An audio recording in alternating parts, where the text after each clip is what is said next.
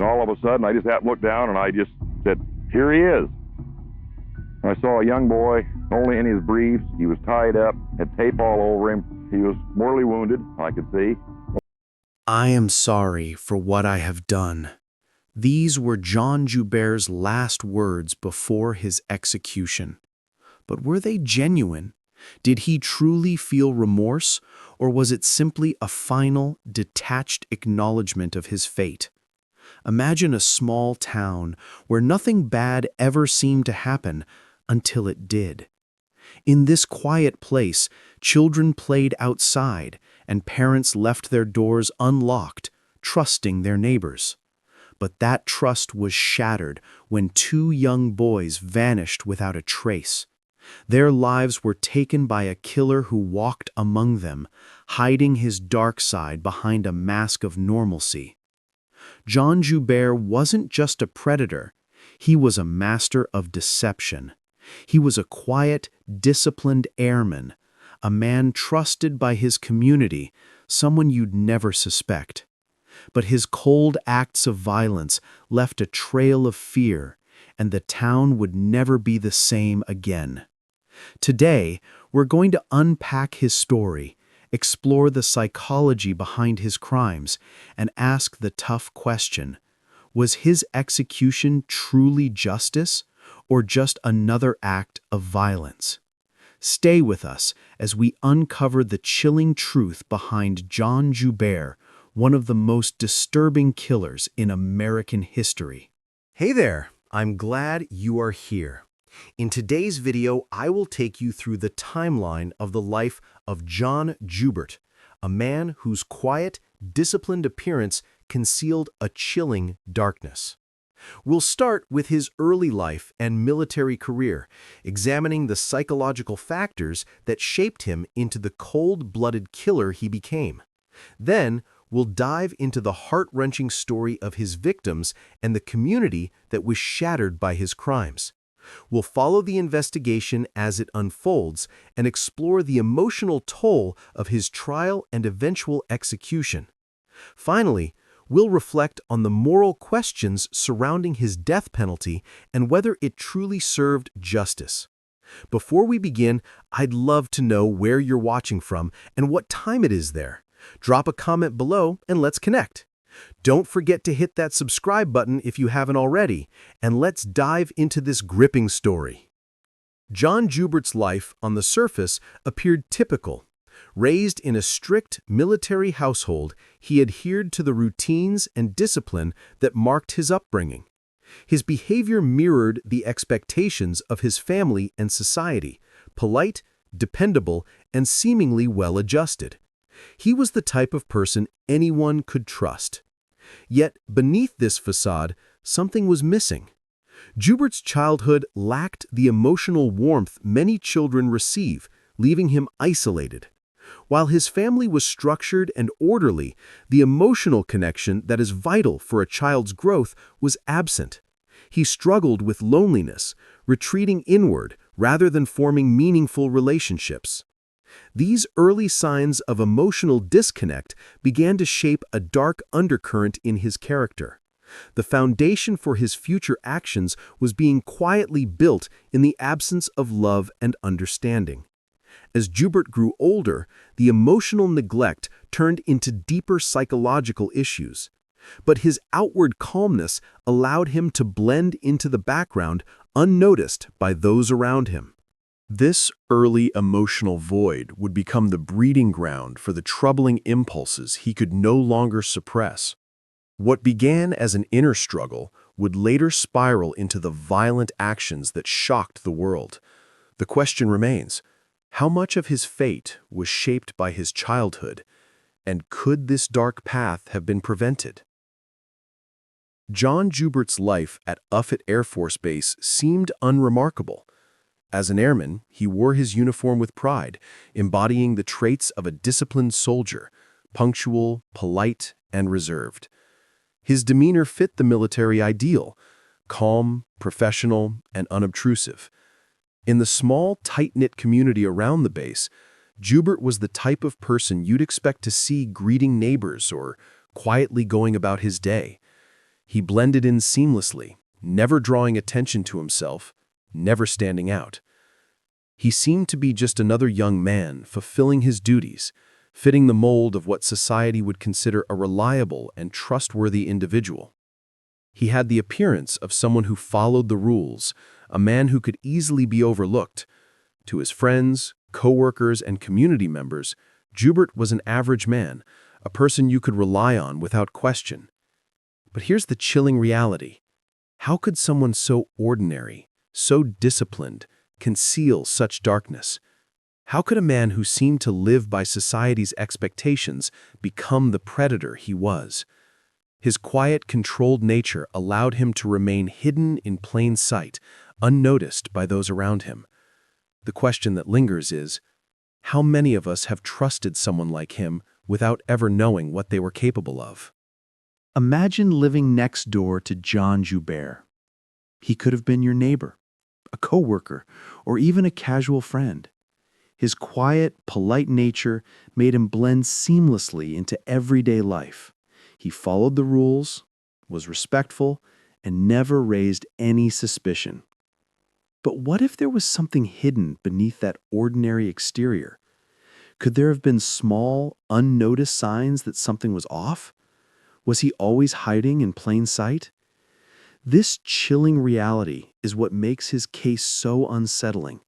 How someone so seemingly average could conceal a dark side. Do you think there were signs we missed? Let me know in the comments.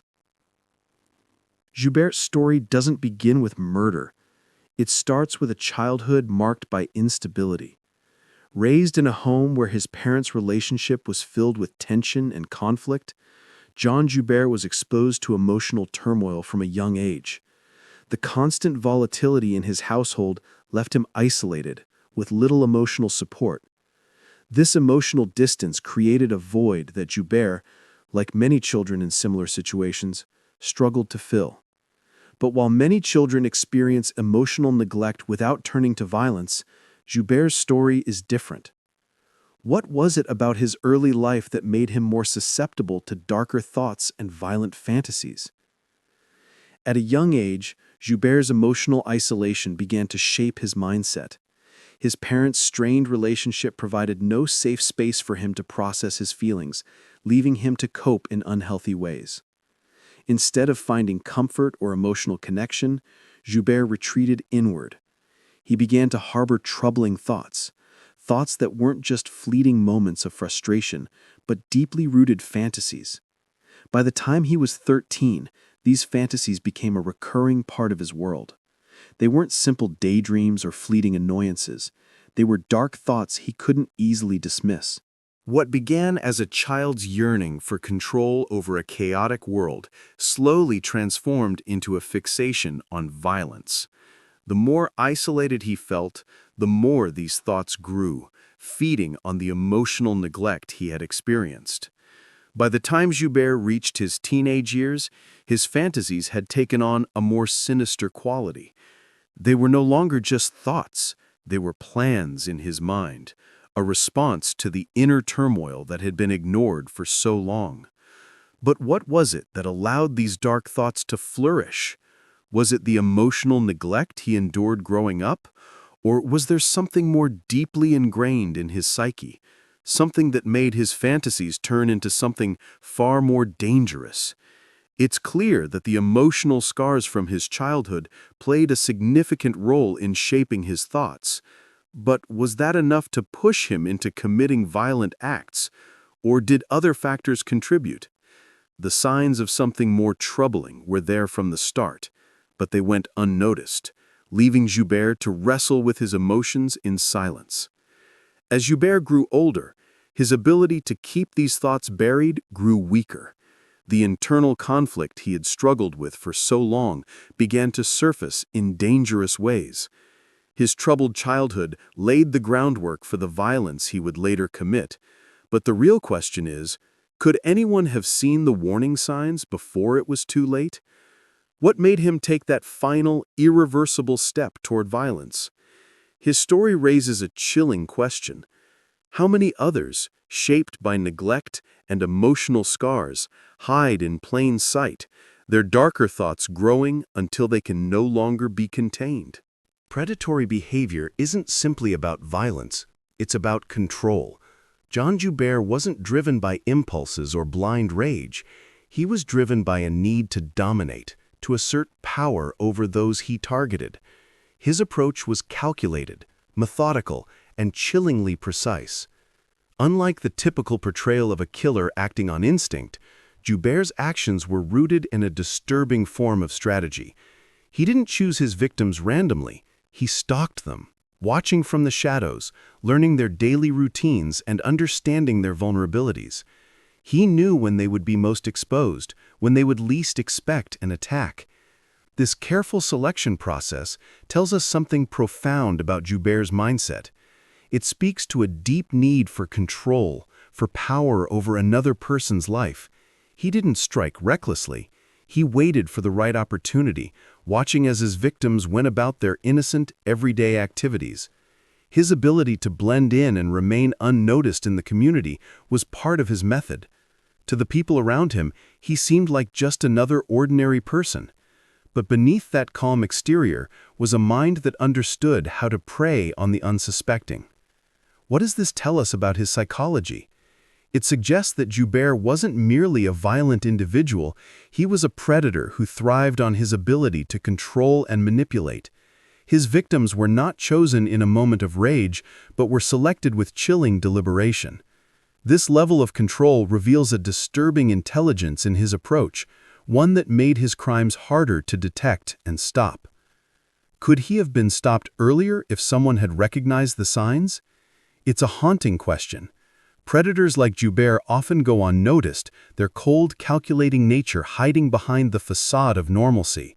The signs were there, but they were subtle, too easy to ignore until it was too late. Recognizing those signs earlier might have prevented his reign of terror. Danny Joe Eberly was a 13-year-old boy who, like many others his age, had a simple routine. Every morning, he would hop on his bike and head out to deliver newspapers around his neighborhood. On September 22, 1983, this routine should have been just another normal day. But it wasn't. Danny never returned home. His family initially thought he had just gotten delayed or stopped to talk to a friend, but as hours passed with no sign of him, they grew frantic. They contacted neighbors, checked local spots where Danny might have stopped, and scoured the area. When night fell, their worries deepened, and soon the entire neighborhood was searching for the missing boy. 3 days later, the community's worst fears were confirmed. Danny's body was discovered in a remote part of the town, far from where he had been last seen. The shocking news spread quickly through the small town of Belleview, Nebraska. This was a community that prided itself on its safety and close-knit atmosphere. The news of a child's brutal death was a complete shock to everyone. In a place where doors were left unlocked and neighbors were trusted, the idea that something so terrible could happen was almost impossible to believe. What turned Danny's simple, everyday paper route into such a devastating event? What happened on that morning that changed his life forever, and how did someone slip into a community so tightly bound together and carry out such a heinous crime? Danny's family, his friends, and his entire community were left grappling with the horror of it all. How could this happen? The quiet, peaceful life they once knew had been ripped apart in an instant. What began as an ordinary morning ended with a tragedy that would haunt the town forever. But the terror didn't end there.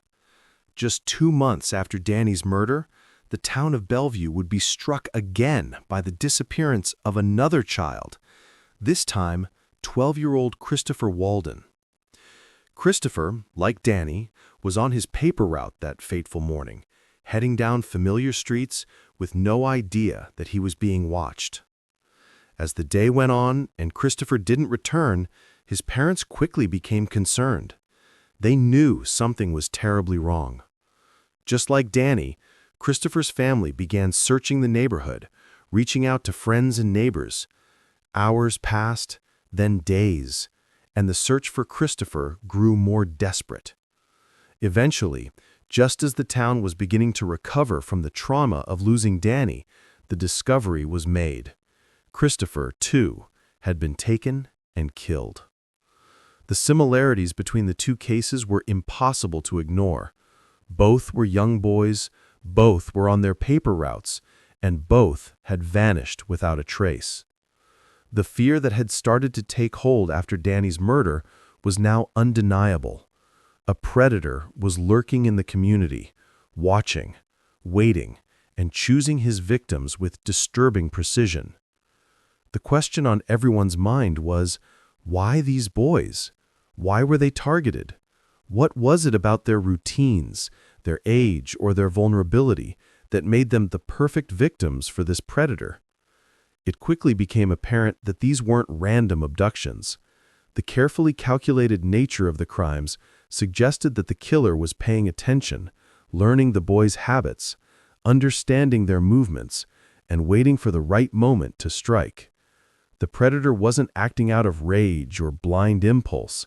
He was stalking his victims, choosing them with chilling deliberation.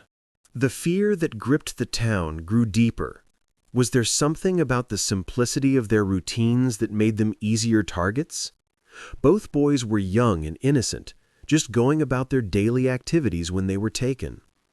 In a town that had always prided itself on being safe and secure, these crimes seemed impossible to understand.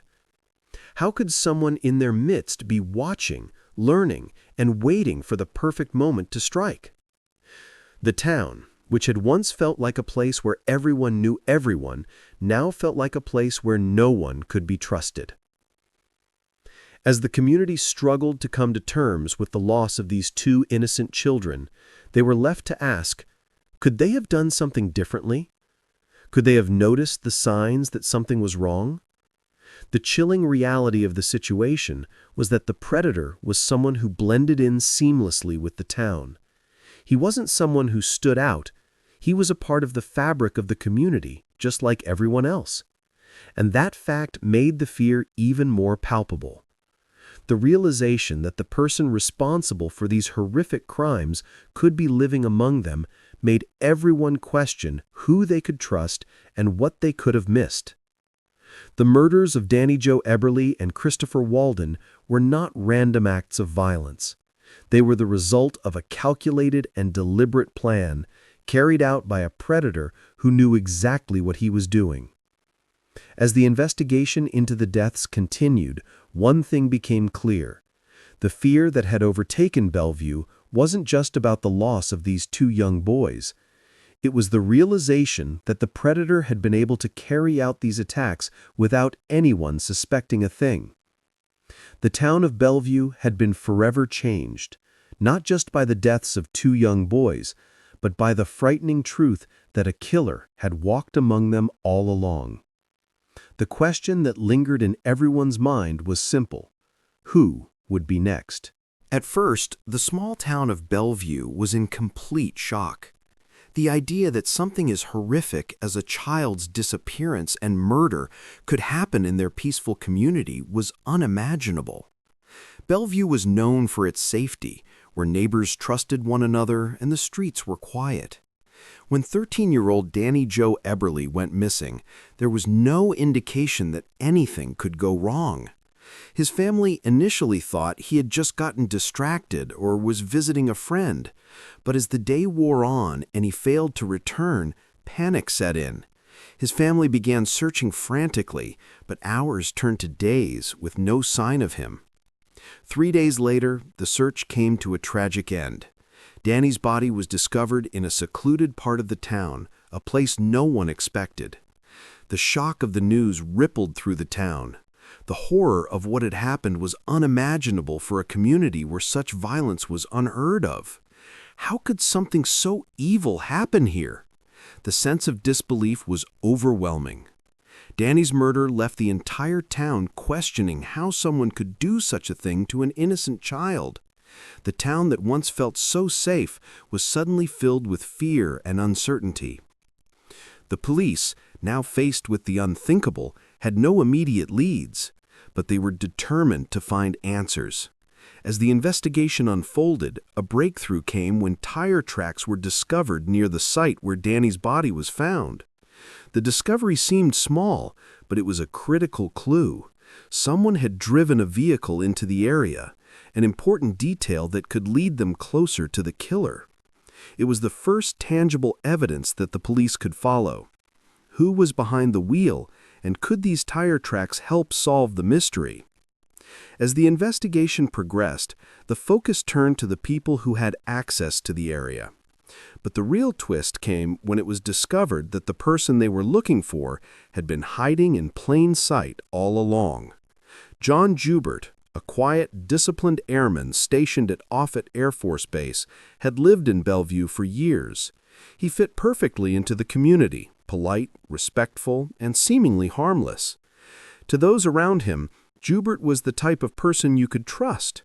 But how could someone who appeared so ordinary and reliable carry out such a terrible crime? Joubert's role in the military provided him with the perfect cover. His disciplined nature, combined with the respect he earned from others, allowed him to blend in without suspicion. He was just another face in the crowd, the last person anyone would think capable of such brutality. His military status, along with his quiet demeanor, allowed him to move through the community unnoticed while hiding his true intentions. This revelation sent shockwaves through the town as they realized that the killer had been living among them the whole time, undetected. How many others, they wondered, might be hiding in plain sight, just like Joubert? After John Joubert's arrest, his reaction was chillingly calm. Unlike what many expected, he didn't show the slightest sign of fear or remorse for the lives he had taken. Instead, he appeared almost indifferent to the magnitude of the situation. His demeanor was cold, emotionless, as though he had been preparing for this moment for a long time. There were no tears, no desperate pleas for forgiveness, just a quiet resignation, as though the consequences of his actions didn't truly matter. For a man who had been hiding such a dark side for years, this calmness was unsettling. How could someone who had committed such horrific acts respond with such apathy? As Joubert's trial unfolded, the question of whether he truly understood the severity of his crimes lingered. Was he capable of grasping the full scope of the pain and loss he had caused? Or had he become so disconnected from reality, so numb to his own actions, that he couldn't comprehend the devastation he had left in his wake? His coldness suggested that he might have been detached from the consequences of his actions. It raised the haunting question: did Joubert realize just how much he had destroyed, or was he simply incapable of processing the reality of what he had done? His trial revealed that his lack of emotional response was not a sign of guilt or regret, but rather a reflection of his disturbing, calculated nature. During the trial, Joubert's defense team introduced the argument that his mental health played a significant role in his actions. They pointed to his troubled past, his emotional struggles, and his lack of mental stability as contributing factors to his violent behavior. They suggested that Joubert's psychological issues clouded his ability to fully understand the consequences of his actions. This argument raised a difficult question: should mental illness be used as an excuse for committing such brutal acts? This moral dilemma is one that courts have faced for years. While mental illness can offer insight into the motivations behind criminal behavior, should it allow a person to escape full accountability for their actions? Should someone who has taken the lives of innocent victims be judged less harshly simply because of their mental health struggles? The line between understanding the psychological factors behind a crime and allowing those factors to excuse it is a blurry one. In Joubert's case, the debate over mental illness versus personal responsibility became central. The question remained: should mental health be taken into consideration when determining punishment, or should the severity of the crime be the only deciding factor? What do you think? Should someone be held accountable for their actions, regardless of mental health, or does a person's psychological state deserve consideration when assessing guilt? This is a question that doesn't have an easy answer and continues to spark controversy today. Joubert's execution day was a moment of undeniable finality. After years on death row, the quiet, almost indifferent airman sat in the electric chair, fully aware that this was the end of his life and the consequences for the brutal crimes he had committed. His calm demeanor throughout the process was chilling. He had remained detached from the horror of his actions for so long, and even now, facing death, he showed no outward signs of fear or remorse. It was almost as though he had emotionally checked out from the gravity of the situation, a man who had long been living in a world of his own making. On the day of his execution, Joubert was offered a final meal. He chose a simple meal, a pizza with a side of fries. It was a small, mundane choice, fitting for someone who seemed so disconnected from the gravity of the moment. His final meal was one of little fanfare, as if he were still operating within the same mechanical routine that had defined his life. As the time came for Joubert to make his final statement, the world watched closely. What would his last words be? Would he express regret or sorrow for the lives he had taken? Would there be any indication of remorse or reflection? His last words, however, were brief and matter-of-fact. "I'd like to thank the staff for their kindness." There was no apology, no admission of guilt, and no sign of remorse. It felt almost like a formality, a polite gesture expected in the face of death. His words were hollow, offering no real closure for those who had been waiting for a sign of true accountability. When the switch was thrown, Joubert's life ended. For many, this was seen as justice served, the end of a long wait for retribution.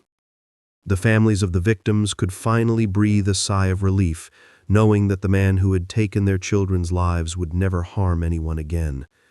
But as the electric current surged through Joubert's body, the bigger question emerged. Was this truly justice, or was it just another cycle of violence? A reaction to brutality with more brutality? Was ending Joubert's life the only answer, or did it simply serve to perpetuate the violence that had defined his life and crimes?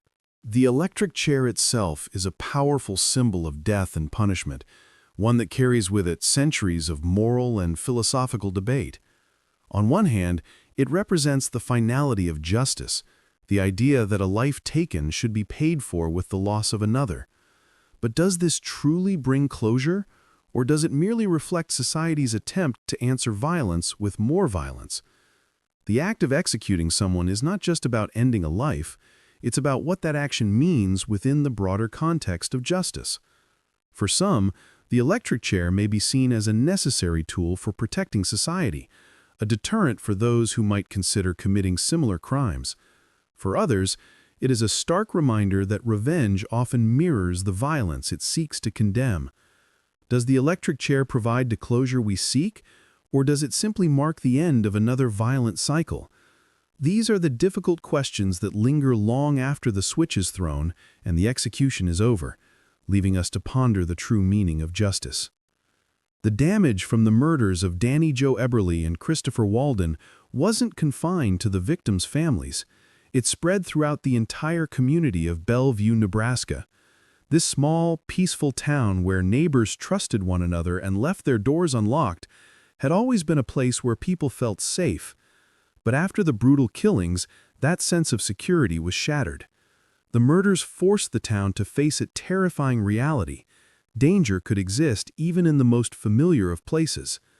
The trust that had once bound the community together was broken. Parents grew fearful, locking doors and restricting their children's freedom. The simple act of going outside or walking to the store now seemed dangerous. Bellevue's innocence was lost, replaced by suspicion and uncertainty. Children were scared to play outside, and every unfamiliar face became a source of anxiety. This was not just a tragedy for the victims' families. It was a town-wide crisis that left emotional scars on everyone. For the first time, Bellevue's residents realized that safety could no longer be taken for granted. The community struggled to heal, unsure of how to restore the trust and security that had once been the backbone of their everyday lives. Could Bellevue ever return to the way it was? Or would the impact of these crimes continue to echo through its streets for years to come? In my opinion, the death penalty in cases like John Joubert's doesn't bring justice. It perpetuates the same cycle of violence. We claim to stand for justice, yet we mirror the very violence we're condemning. Can taking someone's life really heal the pain of losing innocent children? Shouldn't the focus be on rehabilitation and understanding the root causes of such violence? Or are we simply too eager to see a person suffer as much as their victims did? What does it say about us if we think the only way to deal with murder is more murder? Thank you for watching this story to the end. If you enjoyed this story, you will surely love the next one. It's as interesting and even more intriguing as you can ever imagine. So do check it out. Click on the image showing on your screen right now to watch the next one.